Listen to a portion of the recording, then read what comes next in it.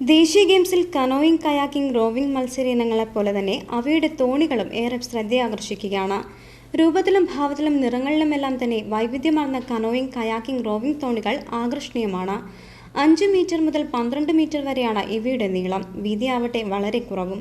Carbon fibre കൊണ്ടാണ് ഇത്തരം തോണികൾ നിർമ്മിക്കപ്പെട്ടിട്ടുള്ളത്. ദേശീയ ഗെയിംസ് മത്സര ഇനമായ റോവിങ്ങിനായി 31 തോണികൾ ഇറ്റലിയിൽ നിന്നും 3.24 കോടി രൂപ മുടക്കിയാണ് ഇറക്കുമതി ചെയ്യപ്പെട്ടിട്ടുള്ളത്.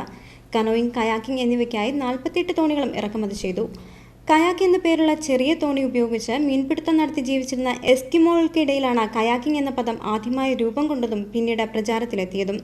വടക്കേ അമേരിക്കയിലെ റെഡ് ഇന്ത്യക്കാരുടെ ഇടയിലും കാനഡയിലെ ആദിവാസികൾക്കിടയിലും കനു എന്നു പേരുള്ള ചെറുതോണിയിൽ മീൻപിടുത്തം നടത്തിയിരുന്നു. ഇതിന്റെ തുഴച്ചിൽ രീതികളും ഭംഗിയും ഒത്തുചേർന്നതോടെ പിൽക്കാലത്ത് മത്സരങ്ങളിലും ഇടം പിടിക്കുകയായിരുന്നു. കയാക്കിൽ ഇരുവശത്തും ചിറകുള്ള തുഴ ഉപയോഗിച്ച് ഇരുന്ന് തുഴയാം എന്നതാണ് പ്രത്യേകത. ഒരു താരത്തിന് ഇരുവശത്തും തുഴയാനുള്ള സൗകര്യവുമുണ്ട്. ബോട്ടിനെ നിയന്ത്രിക്കാൻ ചുക്കാനുമുണ്ട്. ഒരു താരത്തിന് ഒരു വശം മാത്രം തുഴഞ്ഞാൽ മതി എന്നതാണ് സവിശേഷത. തുഴയുടെ തണ്ട് വലിച്ച് മുന്നോട്ട് തോണി ചലിപ്പിക്കുന്നതാണ് റോവിങ്ങിലെ രീതി. ഒരാൾ 2 തുഴ ഉപയോഗിച്ചോ 2, 4 അഥവാ 8 പേരുടെ ടീമുകൾ ഓരോ തുഴ ഉപയോഗിച്ചോ ആണ് തോണി ചലിപ്പിക്കേണ്ടത്. തോണി നിയന്ത്രിക്കാൻ അമരത്ത് ഒരാളുണ്ടാവും. മത്സരഗതിക്ക് എതിർദിശയിലിരുന്ന് തുഴയുന്ന മത്സരമാണ് റോവിങ്ങിന്റെ പ്രത്യേകത. നല്ല ബാലൻസ് ഇല്ലെങ്കിൽ തോണി മറിഞ്ഞു പോകാനുള്ള സാധ്യത ഏറെയാണ്.